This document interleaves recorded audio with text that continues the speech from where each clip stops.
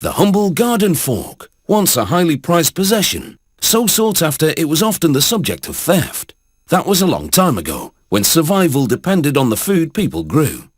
Today, of course, food is mass-produced and sold in supermarkets, but the garden fork is still at the top of your garden tool table.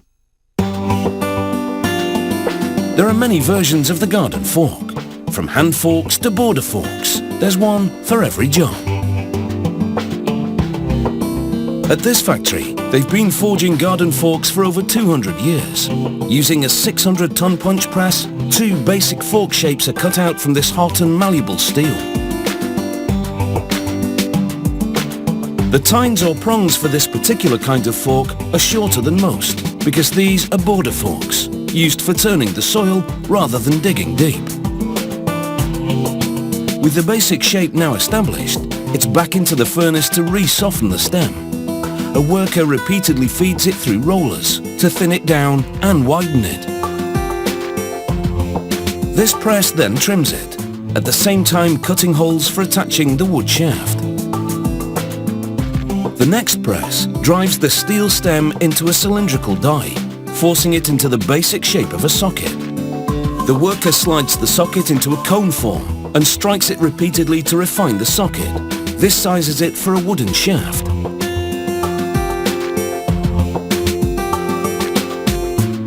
It's a completely different process when making digging forks, because of their longer curved tines. After forging a spider shape, a worker bends a prong around a post to position it for shaping. This 2-person team works in tandem. One fires the spider and bends the prongs. The other inserts the prong into the grooves of 2 revolving dies to stretch them.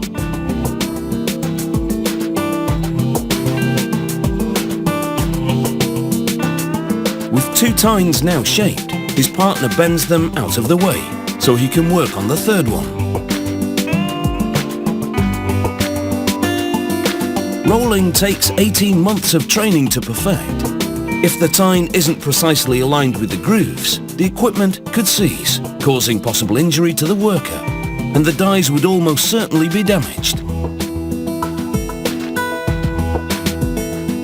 With the 4th tine now stretched, the other member of the team twists all 4 tines around the post again, this time to bend them all in the same general direction.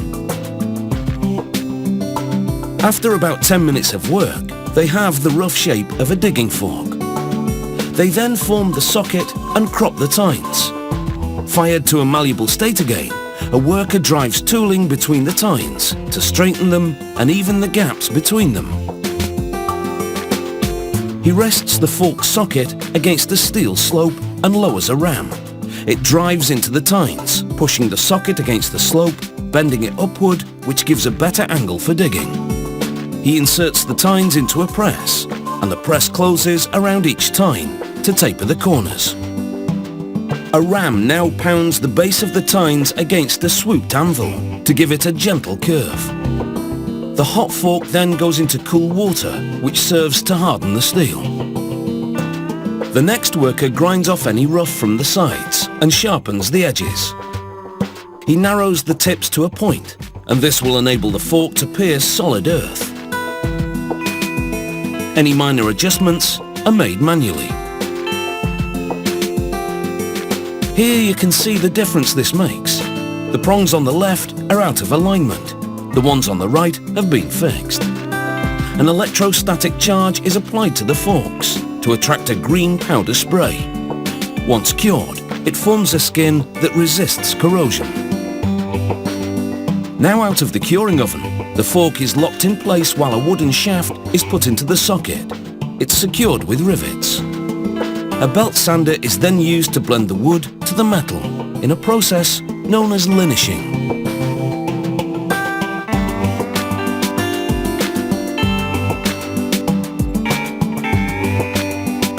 Here, the bottom fork is the one that's been linished. Finally, the wood shaft and handle are dipped in varnish, giving them a glossy stain that enhances the grain. This garden fork is now done, but it won't look shiny and new for long, because it will be digging the dirt very soon.